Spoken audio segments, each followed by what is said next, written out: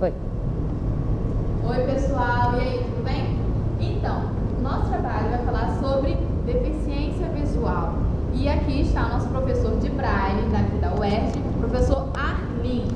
A gente vai fazer algumas perguntas com ele e vamos ver o que vocês vão achar, se é um processo de inclusão, se não é, se é ajuda, se é auxílio alguma coisa, sei lá. Então, a primeira pergunta é a seguinte: você já ensinou crianças com deficiência visual? Qualquer tipo de ensino? Assim, eu tenho como formação, eu sou fisioterapeuta, tenho cegueira adquirida e entrei no Instituto Benjamin Constant. Lá eu desenvolvi algumas atividades, né? E eu sou faixa preta de judô. Eu fui 10 anos, atleta de competição paralímpica. Fui na Olimpíada de 92 e 96. Isso não me confere o direito de dar aula, porque eu não sou educador físico, eu não sou formado em educação física. Mas antigamente tinha uma lei, que o faixa preta podia dar aula, né?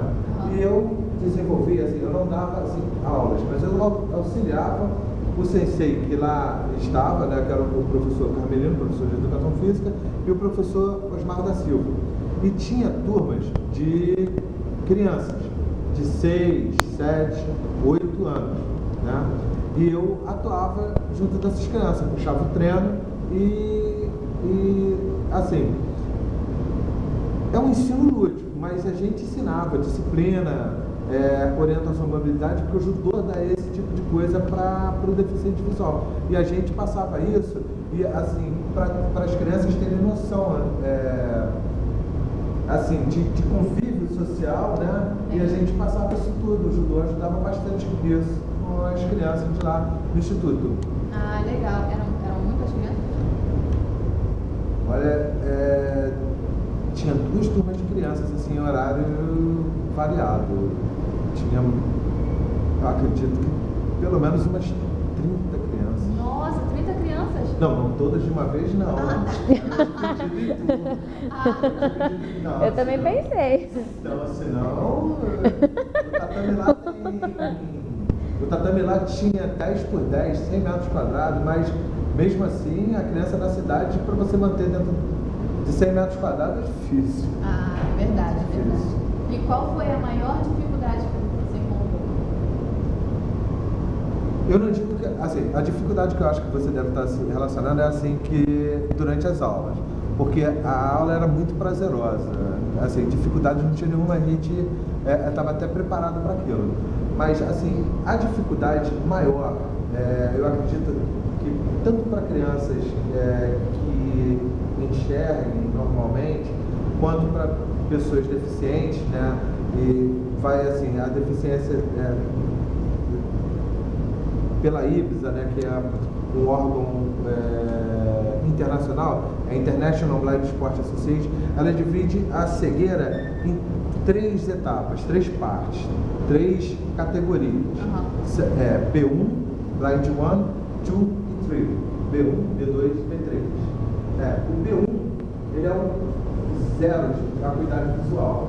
O B2 vai mais ou menos, não é porcentagem, porque a porcentagem vamos dizer, 10%, dos 20/200, né? É assim pelo CIT, mas eu vou falar em termos de porcentagem para vocês, é errôneo, mas é só para vocês entenderem. 0 de visão, B2 de 1 a 9%, B3 de 10 a 19% de visão. E nós tínhamos assim, todas essas crianças nessas categorias. Tudo misturado? Tudo misturado. Todos misturados. Dependia do horário deles e da etapa que eles estavam no colégio. Tipo assim, antigamente, né, no primeiro, hoje em dia, né, no primeiro ano, no segundo ano, né? Sim. Então, dependendo do horário deles, aí eles iam lá para fazer educação física. Fazia parte da educação física do Instituto Benjamin Constant. E assim, a dificuldade toda de manter as crianças ali com a gente era assim, do professor cego, era de corrigir as crianças e saber quando eles não estavam, vou usar até um termo chulo, quando eles não estavam lutando, para a gente saber o que era luta, o que era porrada. Quando eles brigavam. Entendi. Porque tinha os mais fortinhos que queriam dominar os mais novos, né? Outros menores e tudo. Quer dizer, eles usavam, né, de uma certa violência. Isso daí, para coibir essa violência, a gente tinha que ficar bem atento. E a outra era perceber se eles não fossem cair fora do tatame. Entendi. Entendeu? Era assim, a coisa mais difícil que tinha para segurar assim era isso. Para evitar de quedas, de se machucarem e de coibir assim a violência. Porque às vezes o judô a gente passava isso, a disciplina, mas eles às vezes queriam ligar mesmo. Entendi. Você sente saudades dessa época? Sinto muito, porque foi um período que era assim, para mim, foi um período de adaptação. Foi um período que eu estava me adaptando, porque foi a época que eu estava assim, mudando, que eu estava me adaptando como cego no mundo, no meio, né? Aquilo ali fazia parte do meu cotidiano, fazia parte assim das horas que eu estava acordado, do tempo que eu ia para o instituto para descobrir as coisas, assim, que existiam outras pessoas que eram cegas também, que eu fui descobrindo isso e as coisas que eu podia desenvolver, que eu ainda podia desenvolver. Aquilo com certeza eu estava me beneficiando muito mais do que doando alguma coisa. Eu sinto muita falta dessa época. E mesmo porque era uma época que eu era jovem, o tempo já passou e já deixei essa parte jovem um pouquinho, já ficou um pouco longe. Qual é a dica que o senhor dá para os futuros professores, futuros pedagogos, que ao receberem uma criança cega dentro da sala, qual a orientação? Perdão se eu vou ser chato. A primeira coisa que eu vou pedir para vocês é perdão, realmente. Mas vocês mesmas são alunas de Braille, da Universidade do Estado do Rio de Janeiro, do programa Rompendo Barreiras, né, que tem mais de 20 anos. E vocês são testemunhas de que nós temos uma formação, né, aqui, pedagogia, letras, geografia, história, engenharia, e as pessoas sequer sabem abordar na vida social um deficiente visual. Existe muita coisa escrita, PhDs, tudo que escreveram, mas no cotidiano, dentro de uma escola, a maioria dessas pessoas não sabe como é. Por isso que a gente vê assim um pouco estarrecido quando alguém do MEC sugere o fechamento do INES e do Instituto Benjamin Constant. Porque você vê que são locais de excelência, de formação de profissionais, de formações de profissionais, concorda? E um local onde se prepara um deficiente visual desde a pré-escola, desde a estimulação precoce até o 9º ano,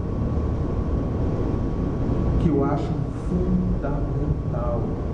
E a nossa obrigação, assim como a minha aqui na UERJ, é passar para os alunos de pedagogia, que é a maioria, o quê? Uma ideia do que é a deficiência visual e do que é a maior ferramenta que o cego precisa, que é o Braille. E vocês têm noção de que, quando eu pergunto para vocês, se você tivesse um aluno, eu pergunto coisa simples: você já encontrou um cego? Já. O que você faria com ele se você encontrasse no meio do caminho? Como você abordaria? Como você levaria o cego a algum lugar? Como você reagiria se ele fosse grosseiro com você? Você já imaginou isso dentro de uma sala de aula, quando você vai passar, você vai formar opinião, quando você vai chegar e vai dar formação para uma criança, que lá na frente, quando ele chegar em casa e vai dizer, não sei, alguma coisa, foi a tia fulana que me ensinou. vai falar para o pai dele, ele vai te cobrar. Alguém falou aquilo para aquela criança. Então, quando você entrar numa sala de aula com um deficiente, eu acho que com qualquer pessoa, mas como deficiente, com alguém que precisa de uma atenção especial, porque uma coisa é a deficiência física. A deficiência física, ela precisa de uma adaptação física. Estrutura física. Rampa, né, um local onde tem escada, um banheiro acessível para um cadeirante, para um deficiente físico. A deficiência sensorial, auditiva, visual e até intelectual, ela precisa de muito mais, de muita coisa. A dificuldade que tem um cego em aprender, um surdo em aprender libras, em ler lábios. A dificuldade que você tem, como imaginar por que os cegos, eles chegam na idade adulta, assim, já chegam com 18, 19 anos, 20, terminando ainda o 9º ano. Porque ele demorou mais tempo lá atrás na estimulação precoce para descobrir que ele não tinha sequer reflexo de proteção. Para saber que o cego, como é que você vai alfabetizar em braille? Que vocês veem aqui, acho que deve ter alguma aqui para mostrar, uma reglete. O que é uma reglete? O que é o sistema braille? Como é que você vai passar isso para uma criança de 6 anos? Existem métodos que levam um tempo grande, uma maneira lúdica de apresentar esse braille para uma criança desse tipo. Você encontra isso nas nossas escolas de primeiro grau do município do Rio de Janeiro, do estado do Rio de Janeiro, do Brasil? Quantas tem? Eu digo algumas. Padre Chico, Instituto Benjamin Constant, Instituto São Rafael, que são escolas especializadas. Nós temos o Colégio Duque de Caxias, a Helena Antipov. Agora, 5, eu citei 5 escolas. Elas dão vazão para todos os nossos alunos? Não dá.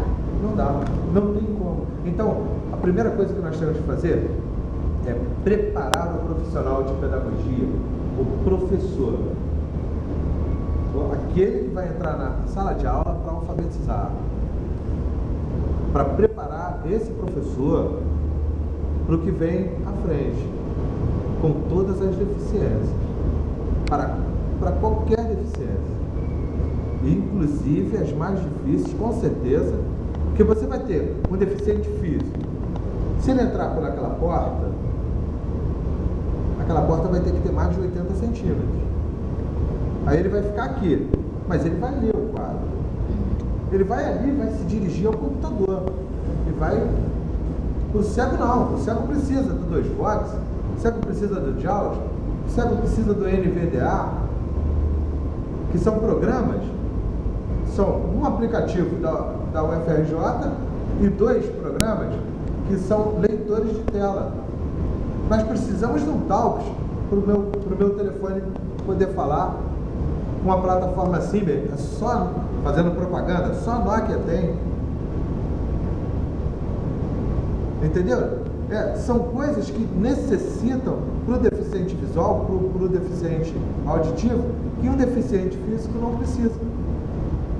É mais fácil. Mas para a deficiência sensorial, tem que ter uma especialização, tem que ter uma capacitação. E é o que eu gostaria. Hoje em dia, já está Libras aqui na UERJ e nas demais faculdades. Mas e o Braille? Entendi. Então, muito obrigada, professor Arlindo. Estamos terminando essa entrevista. E lembrando, pessoal, ano que vem, venham se capacitar, venham estudar o Braille, estudem Libras, que nunca se